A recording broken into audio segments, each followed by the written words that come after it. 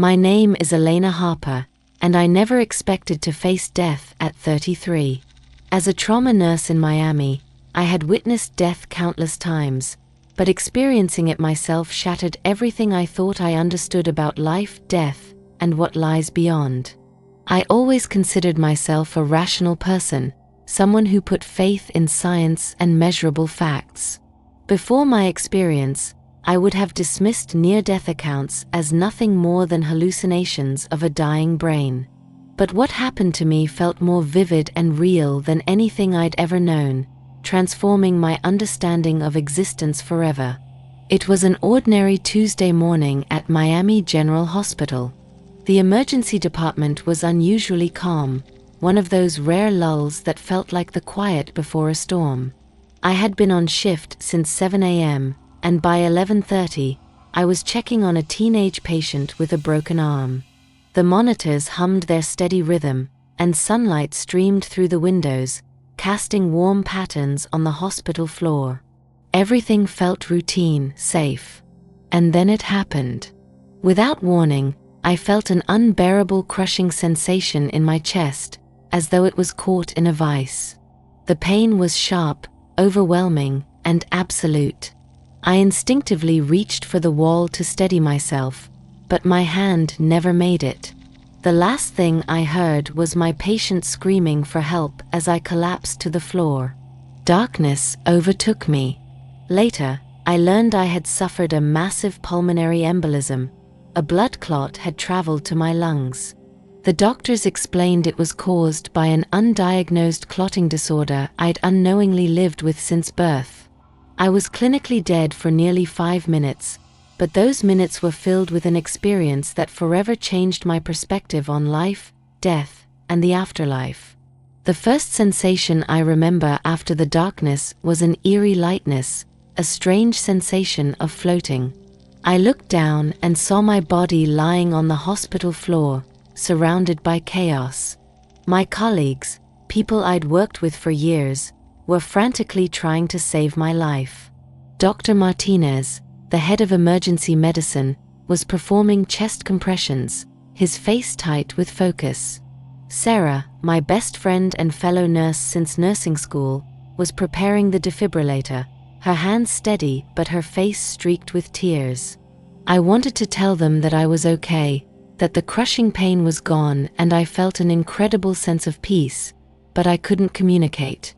I watched as they called out terms I'd heard 1,000 times before: VFib, clear, push 1 of AP. The scene felt surreal, like watching a medical drama where I was both the patient and the observer. What struck me most was the complete absence of fear.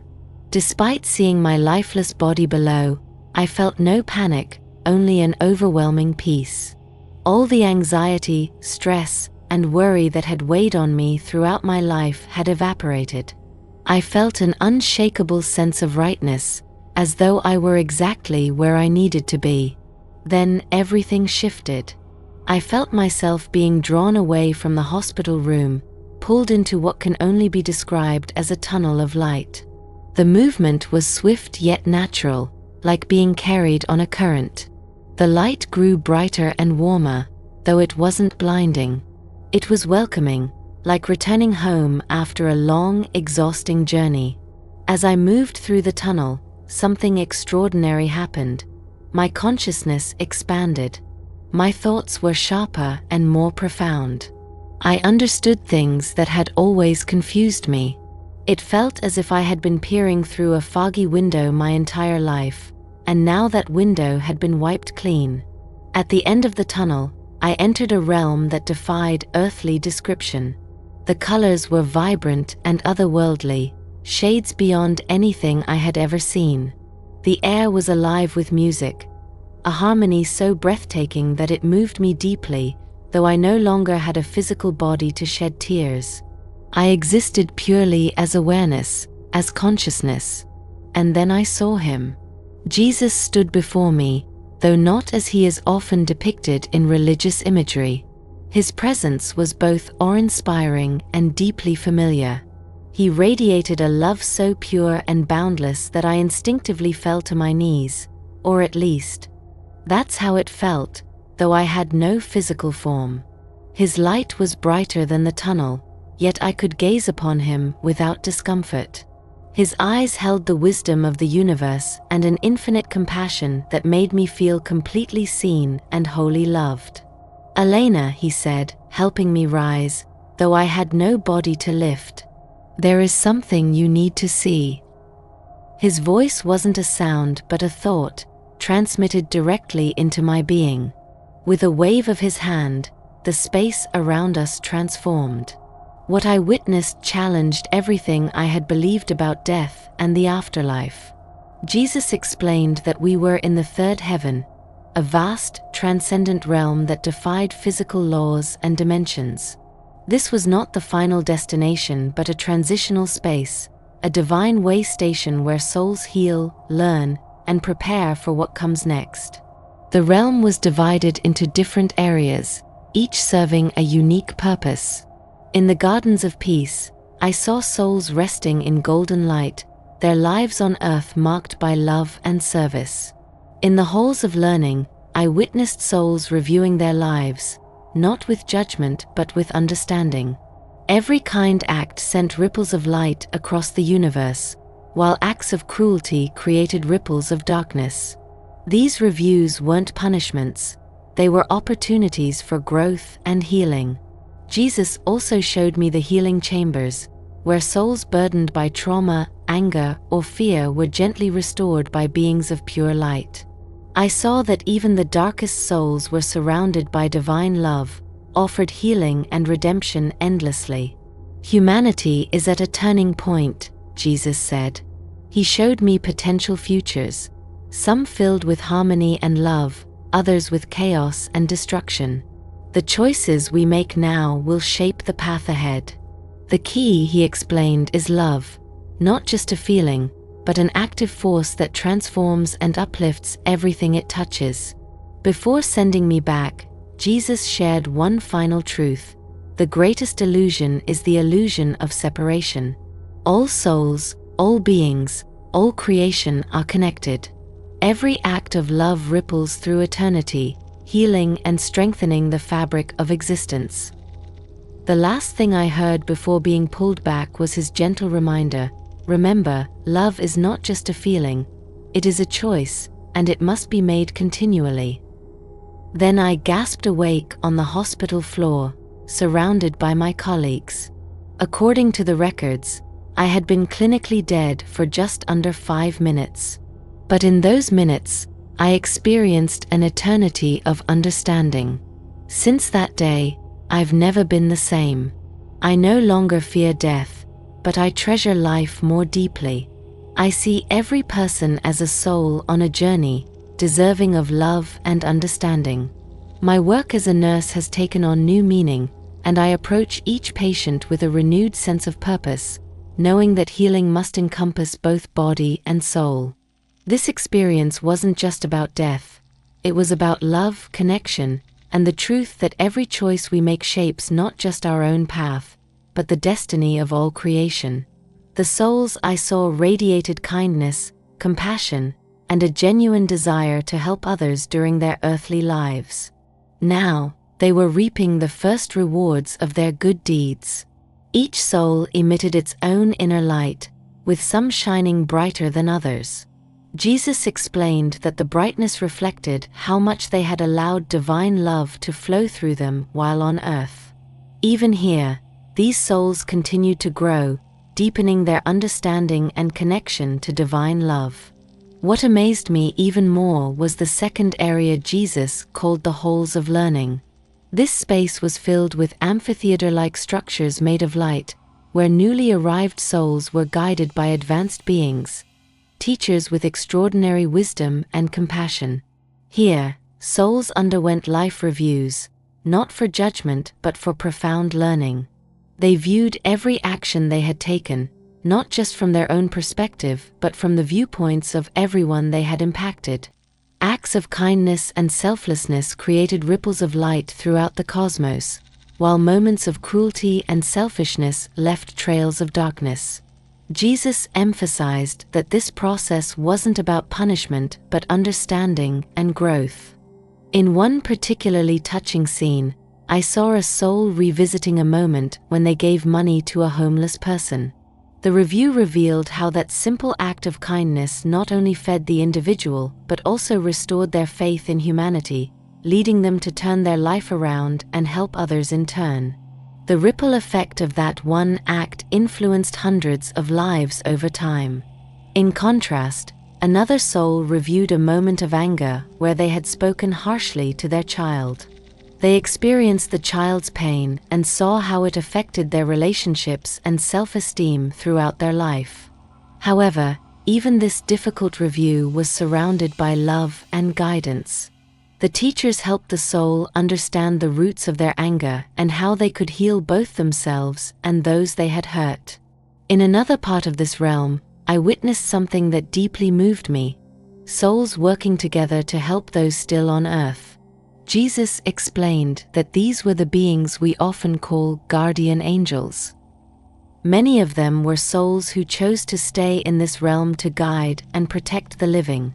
Among them, I recognized my grandmother, vibrant and full of love.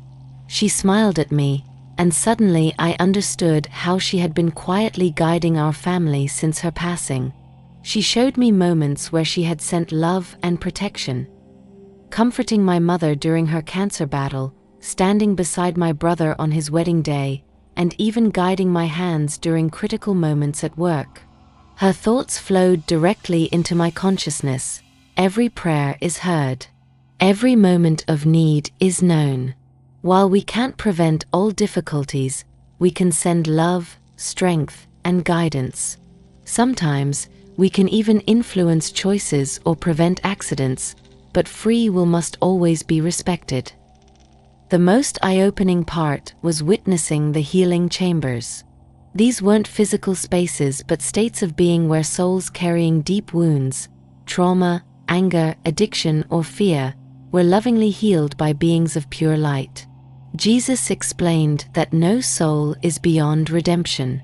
Even those who lived in darkness on earth could be transformed through love. Divine love, he said, is the most powerful force in existence, capable of healing even the deepest wounds.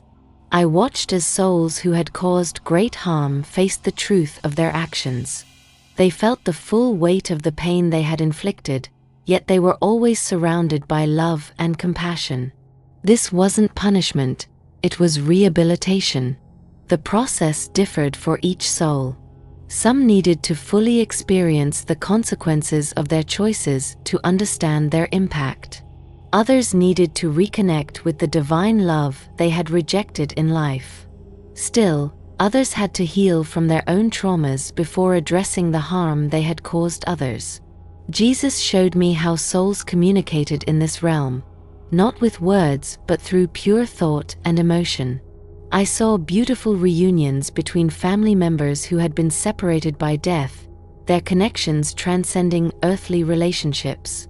Even souls who had been enemies in life reconciled here, gaining a higher understanding of their earthly conflicts. Every interaction was based on truth, no lies, no deceptions. Time, as we know it, didn't exist in this realm. Jesus explained that what might feel like centuries of healing and growth could occur in what we on earth perceive as moments. Each soul progressed at their own pace, receiving exactly what they needed to move forward. Then, Jesus showed me something that defied all my previous notions about death. In one area, I saw advanced souls assisting in the divine act of creation. They were working with pure energy, designing new worlds, life forms, and guiding the evolution of existing planets. Jesus explained that Earth is just one school in a vast universe of learning. There are countless realms and dimensions where souls grow and evolve. Finally, Jesus showed me a space where souls who had chosen to remain in darkness resided. This area felt cold and isolated. These souls had not yet accepted love or healing. However, beings of light continuously reached out to them, offering love and guidance. This is true divine love, Jesus said. It never forces, never condemns, but it also never gives up. Every soul, no matter how lost, will eventually return to love. It's not a matter of if, but when. Jesus explained that there are countless realms and dimensions where souls continue to grow and evolve. The physical universe, as we know it, is only the beginning. But then he showed me something deeply heartbreaking, a place where souls had chosen to remain in darkness. Unlike the vibrant, loving areas I had seen, this space felt cold and isolated. These souls, Jesus said, have not yet chosen to accept love and healing. Yet even here, beings of light were present, tirelessly offering love and guidance. They never gave up, never condemned. Jesus emphasized, this is true divine love. It does not force, does not condemn, but it also never gives up. Every soul, no matter how lost, will eventually find its way back to love. It's not a matter of if, but when. He then revealed something crucial about Earth's current state. Humanity is at a turning point, he said. The decisions being made now will significantly shape the future. However, free will remains absolute, and the future is not predetermined. He showed me multiple potential futures. In one, humanity lived in harmony with nature and each other. Technology was used wisely, guided by love and wisdom, bringing benefits to all. But in other visions, humanity's choices led to immense suffering and destruction. The key, Jesus explained, is love, not as an abstract concept, but love in action. Every act of kindness, every moment of forgiveness, and every decision for peace over conflict shapes not just individual souls but the collective destiny of humanity. He then revealed the interconnected web of existence, a profound vision that filled me with awe. I could see how every soul was deeply connected to every other, how every action sent ripples through the universe. Love, Jesus explained, is the force that binds everything together.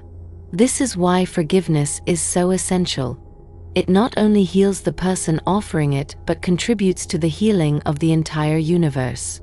I saw how prayers and loving thoughts created visible patterns of light, influencing the physical world. People on Earth, sending prayers for their loved ones, were answered by beings of light. While the responses sometimes came in unexpected ways, no sincere prayer went unheard. When Jesus told me it wasn't my time to stay, he gave me a mission: tell them what you've seen.